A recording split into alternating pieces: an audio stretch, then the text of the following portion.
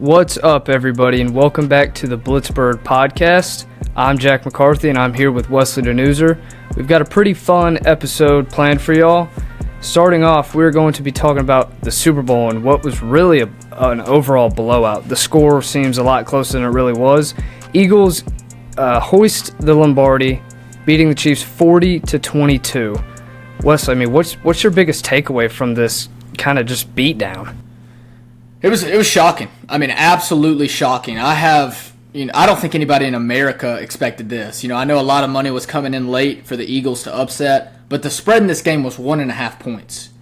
The Eagles won by, they had the late touchdown, but the Eagles demolished the Chiefs. They made Patrick Mahomes look like Nate Peterman. This was probably the biggest thing of this game was how poor Patrick Mahomes played. Granted, he had no protection from his offensive line. He has no weapons. Travis Kelce is washed.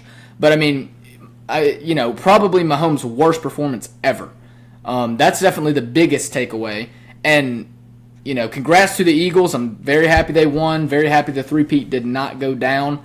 But what's crazy to me is one of my kind of key factors for the Chiefs to win last week, or I guess this was one of your key factors, was to neutralize Saquon Barkley. Or, try to shut him down, which do the best you can do, which they did. They did a really good job. Very good job. He had 25 carries for 57 yards with a 2.3 yard average. If you would have told me Saquon Barkley got held to 53 yards throughout the entire game, I would have thought the Chiefs not just won, but blew them out. But, I touched on this in last week's show. The Eagles are such a well-built, well-rounded team. They have so many other offensive weapons. Devontae Smith had a great game. A.J. Brown had a touchdown catch and a couple other big catches. But the biggest talking point is Jalen Hurts. What a stud that dude is. He shut up every one of the doubters, showed that he belongs in kind of the top 5, top 10 conversation in quarterbacks, and he went out there and he got the job done. Lit him up with his legs, lit him up with his arm, just made it look like he was playing up against a JV offense. Yes, he's the Super Bowl MVP, but in my opinion, I think the MVP should just be the entire Eagles defensive line. They were getting to Patrick Mahomes the entire night. They were very close to setting a Super Bowl record for sacks. I think they were like 1 or 1.5 off. I think but they just dominance. 5.5.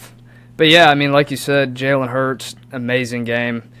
He's got this theme of playing really, really good in the Super Bowl. I know the Super Bowl that they lost, he outplayed Mahomes. And in this one, I think he definitely outplayed Mahomes. Oh, by far. The stats really don't say that, but Mahomes had a couple touchdown passes late, like in the fourth quarter, deep shots that really, he was really just out there stat padding at that point. Jalen Hurts didn't even go out on like the last 3 drives. Kenny Pickett went in. Mm-hmm. But overall, I mean, I was shocked. At one point, it was 34-0. Like that's a college game. Like I felt like I was watching Georgia beat up on TCU. That's what it felt like. It was the same in 22. Yeah. But yeah, I mean, Jalen Hurts played really good. The entire team played amazing from top to bottom. I know you said they shut down Saquon. They did a really good job, but you can't shut down if you got to pick and choose your battles. It was either they rush 4, let Saquon run all over them, they contain the wideouts, or they go up, play 7-8 in the box and man up on the wideouts. They decided to man up on the wideouts, and that was not. I mean, that turned out really bad for them. Yeah, because they got torched. Devontae, great game. AJ, really good game. The 2 tight ends had a really good game. And like you said, that Eagles defensive line, man, that was impressive. And the fact that they're so young, like Jalen Carter, I think this is his second or third year. Same for Nolan Smith. And the thing is Nakobe Dean didn't even play. He's been injured. And so the crazy thing is, out of all the Eagles players, the one who had the best game was not Jalen Carter. It was actually Jordan Davis. He had the sack, had a couple tackles for a loss. He balled out. I don't think Jalen Carter, he didn't have a sack. So I mean it was surprising, but Jalen played very well. He was getting after Mahomes all night, just never got him on the ground. Yeah, I mean they pressured Mahomes all night. Mahomes never got settled. It really didn't look like the Chiefs were going away from their game plan. They were trying to just heave it downfield. You saw on the first drive, first play, which was actually their only first down of the first half, was Insane. that 11-yard, kind of quick option route to Juju for 11. I mean, I don't know why they would, kind of stray away from that, because that seemed to be working. They had a decent first drive. They had a punt. But it was really just took a swing after the DeJean pick six, which, shout out to him. That history. He's fun to watch. He's a shutdown corner. Him and Quinyon Mitchell in the secondary, rookies. Oh my gosh, the Eagles are going to be a force to come. Yeah, I'm kind of afraid that they're going to turn into the Chiefs. Am too. For us, they're going to be a little bit easier to cheer for because they have so many Georgia players. But I can definitely. I was talking with my brother that I was like, you better watch out. The Eagles are really young and really talented. They might be next up in the dynasty. So we might be having a different conversation in a few years about the Eagles. In the NFC, man, it is stacked.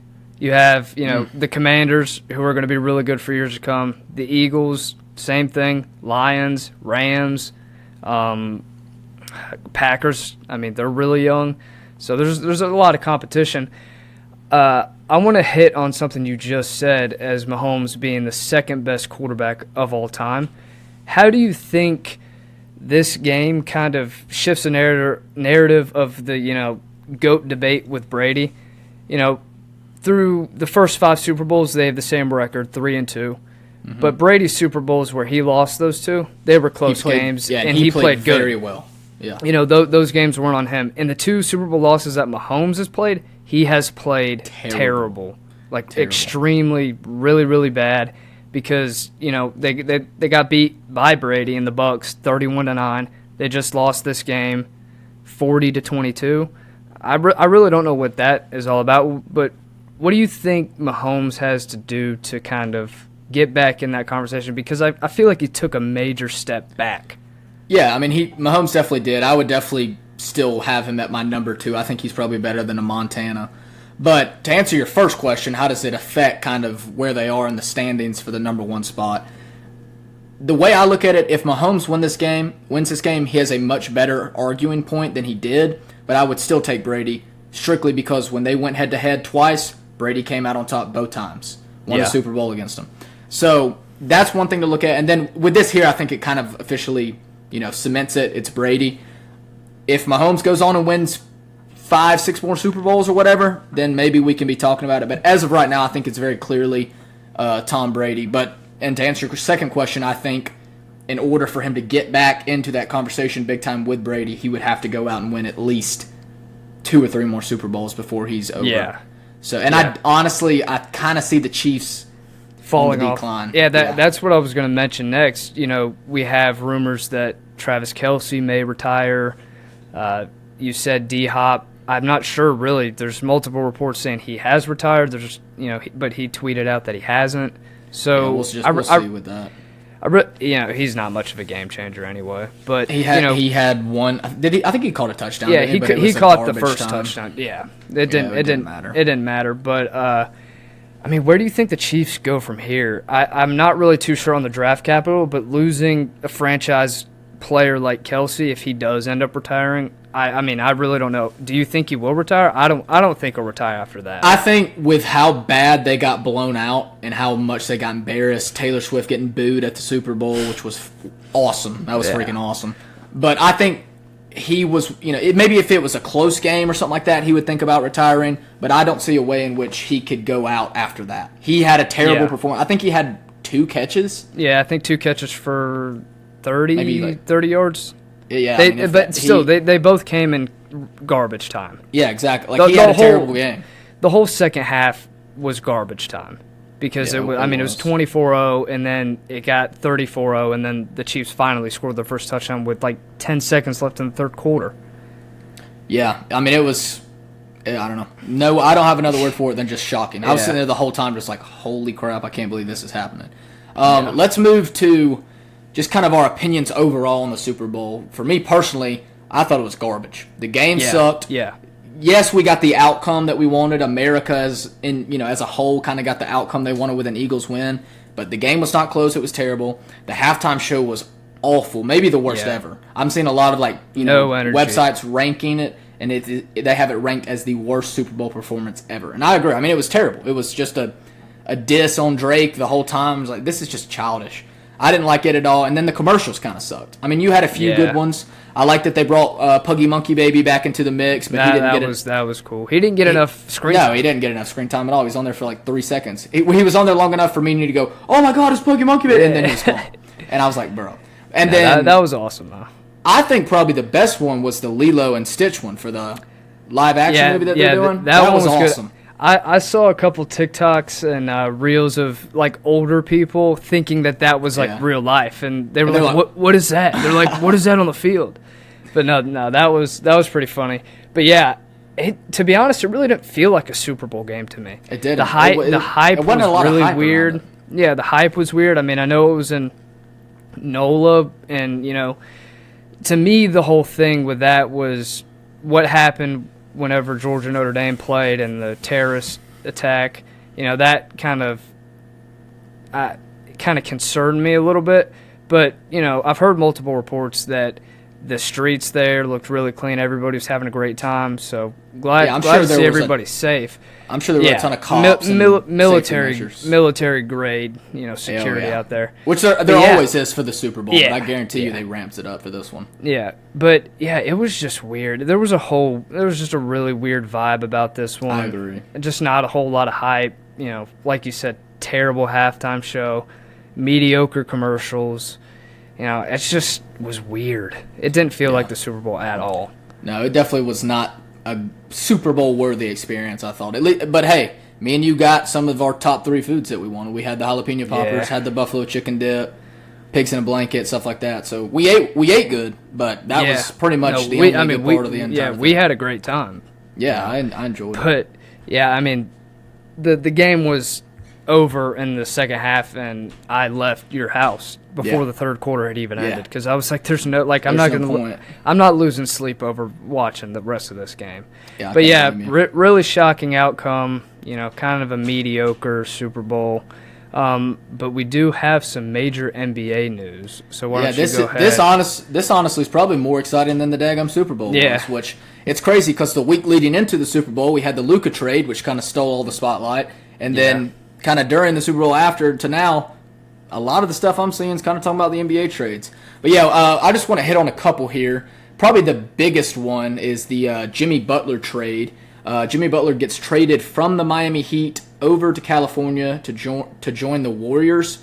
It was a 5-team deal, all sort of pieces and stuff, but kind of the main thing was Butler to the Warriors, and the Heat got Andrew Wiggins, who's a really good defensive player and a pretty good player as a whole, Kyle Anderson, and then a protected first-round pick.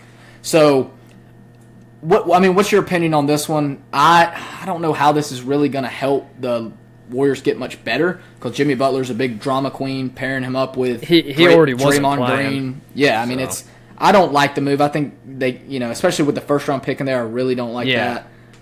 What do you think about it? I mean, I don't really know. Yeah, I almost think it really just all depends on how Butler plays late in the stretch, getting closer to the playoffs. I think right now, it's kind of a neutral trade because Andrew Wiggins, he's at this point in his career, he's a role player. Coming out of college, he was looked at as like the next LeBron. He was a big time prospect, that's for sure. He had all the hype around him, and he really just never took off as a player. He's battled some injuries. I know he stepped away from the game for a while with some personal issues, but he's still a really solid player. He's going to get you 17, 20 points each game. But I mean, so is Jimmy Butler. I think he dropped 25 in the first game for the Dubs. He's a good player. He can score very good. It's just all the drama around him kind of scares me, because the thing about the Warriors is, like, other than Draymond, you really never hear any like drama with them. And Steph Curry, all-time great player, all-time, the best shooter we've ever seen. Great teammate too. He's a great guy. Yeah, the fact of the matter is he doesn't have to be there still.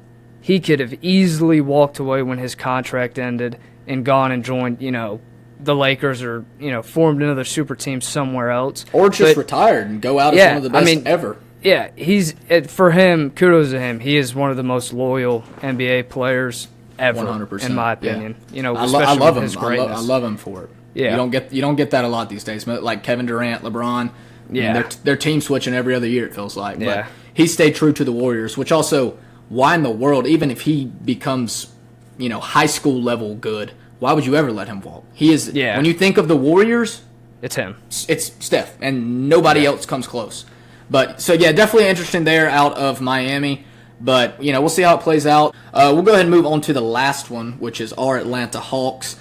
At the time when all this went down, I was like, I don't know about that. I like getting rid of Bogdanovich. I did not think he fit well on our team at all. But when they dished off Hunter to the Cavs, I was like, because he's probably the front runner for Sixth Man of the Year right now. Which to have one of those on your team is a big deal. He was coming off the bench very well.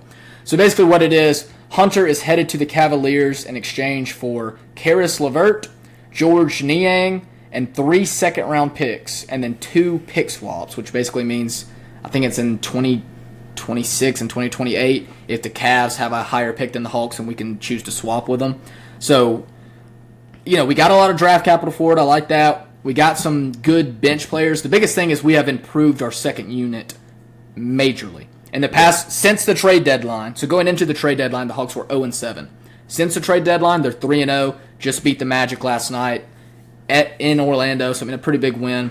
So maybe the Hawks knew what they were doing. And then the other trade was Bogdanovich to the Clippers, and the Hawks got Terrace Mann and Bones Highland. I believe we also sent over a couple second-rounders maybe as well in that trade. I think it was 3 second-rounders. Something like that. I think we maybe sent 3 to the Clippers, then got 3 from the Cavs, so it kind of the thing about those trades is like the 3-team trades, they're so hard to follow. Like it's so confusing to me. But like you said, Bogdanovich, he was always kind of a weird fit on that streaky Hawks team. Yeah, really streaky shooter. Not the best defender. I mean, if you're going to sit out on the perimeter and, either be hot or cold, you got to be able to play defense. Yeah. So what you they have got, to be, or you have to be hot consistently, yeah, where your defense doesn't matter because you're banging down threes. Because he's a poor man's version of Kyle Korver, in my opinion. He's a homeless version of Kyle Korver. Yeah, he's a Dollar Tree. Yeah, but, exactly. The other trade, it's odd to see them move on from Hunter, but I mean, to be honest, he was just going to be, the sixth man. He was going to be, yeah. That's probably all he was. So. That was his ceiling. Sixth man of the year is his ceiling. When they drafted him out of Virginia, I was like, I think they took him 3 or 4 overall. I was like, holy smokes. He was a really, really good player in college. Yeah. And I think he was on the Virginia team when they won it. Yeah, he was when they won the championship. He was kind of their star player, I think. Him and then that dude whose last name is Guy. Can't remember his first name. But, interesting, weird, yeah. And like you said, at first glance, you kind of look at it and you're like, are the Hawks tanking? I know that's what I thought too. They're kind of in a rebuild stage. They're not the worst. They're not the best. They're kind of middle of the pack. That's how they always are. If you look at the Hawks over time, like in the history of their franchise record, it's like, just for example, it's like 575 to 576 win-loss percentage. Yeah. Like they're right there at 500 every single year, just about.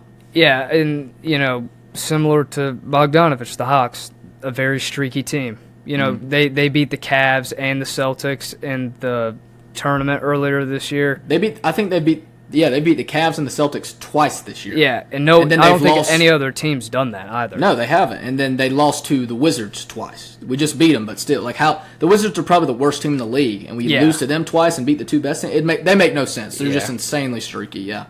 And I always see rumors of the Hawks, are they going to move on from Trae Young and just go into a complete rebuild? And every year it's kind of up in the air. You could or you couldn't. But I think it's smart to keep him here, for at least one more year. Maybe they'll sneak into the playoffs. They're going to have to play some really good ball down the stretch because their roster is not, anything special. Mm. But overall, I think in the long run they definitely won these trades. I think it'll pay off. It's looking like it. In the years to come because they got a boatload of picks. Yeah, they did. They got probably 5 or 6 picks. So And they got a bunch of good bench pieces, which Yeah. if you look at all these championship teams, majority of them have a stud starting five, but if you look coming off the bench, they have guys that would be starting on most other teams in the NBA. So it helps to have a good second unit come out. Let's move on from the NBA, touch on just a few things real quick. Georgia baseball season starts up here, I think in like 3 or 4 days. I think it's this week, very soon. They're ranked in the top 10 in pretty much all the preseason polls that I've seen. So very exciting there. Georgia basketball just took a loss to Mississippi State. We lost by 1 point. I was at that game. It was pure misery. That one was rough. I think it's safe to say the basketball season is over for Georgia. I do not see us making March. We'll see. There's still a possibility, but I don't see it happening. For baseball, though, it's really exciting. I already bought tickets to one of the games on March 1st, so really excited to go see those guys. Apparently, we got some really good pitching.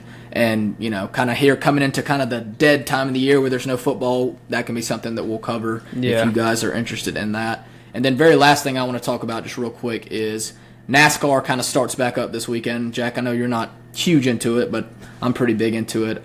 Chase Elliott 2 weeks ago won a race. I forget what it's called, a duel or something like that. But he smoked the competition. Chase Elliott's from where we live in Dawsonville, and we kind of all pull for him here. But he's starting first at Daytona, and so hopefully he will be getting the win this Sunday. So that's something to look forward to for us. But yeah, football season's over. What a crazy year. Probably with NFL and college football as a whole, probably my favorite year ever. And neither of my teams won the championship or really met expectations, but just crazy good football year. Yeah, I mean, college football got, you have the 12-team playoff, you have NIL, you have the transfer portal, a lot of hot topics in college football, a lot of moving around, because typically after the college football season was over, you didn't hear about it until, spring ball, and then really you didn't hear about it nationally until week 1 or, week 0. But now with this, it's like, you see all these players transfer, all these players get NIL.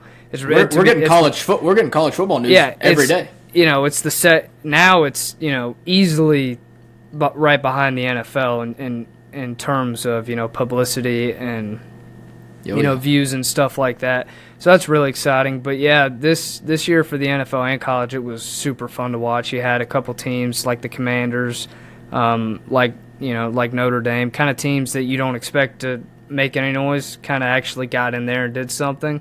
Yeah, some dark horses, yeah. Yeah, and there was a lot of really good football in the NFL, a lot of good teams, also a lot of bad teams. There was not much of a middle ground this year. No. It was really good or really bad. It'll be interesting to see how that turns out. And then, obviously, we didn't cover this, but, Josh Allen won the MVP. Pat Surtain won Defensive Player of the Year. Saquon Barkley, Offensive Player of the Year. So that was pretty exciting to see Josh Allen get his first MVP. Yeah, I think it was deserved. I mean, you could argue that Lamar had the better stats, but I think Josh Allen just had it this year. I thought. I think the reason Josh got it was because he did more with less. Yeah, like he had next to nothing other than James Cook. If you look at that Bills receiving core and their roster in total, that was not a very good offense. And the Ravens. It wasn't really a good team. No. Truth be told. Lamar has Derrick Henry. He's got Mark Andrews, Rashad Bateman, Roquan Smith, Kyle Hamilton. He's got studs all around those him. players. And I would say they definitely underperformed this year, get knocked down in the divisional. But all in all, great season. Sad it's over. Can't wait till, the draft. We're definitely going to be hitting the draft heavy. Very hard. We love the draft. Probably shoot out, several mock drafts on Instagram and Twitter. So be looking out for those. But that is going to wrap it up for this episode. Hope you guys enjoyed. Make sure to like and subscribe if you're watching on YouTube. If you're listening on Spotify, make sure to share it with a friend. Get us out there and go check out our Instagram, Twitter, and TikTok, all at Blitz Bird Podcast. The YouTube at Blitz Bird Podcast, obviously. But yeah, thanks for listening,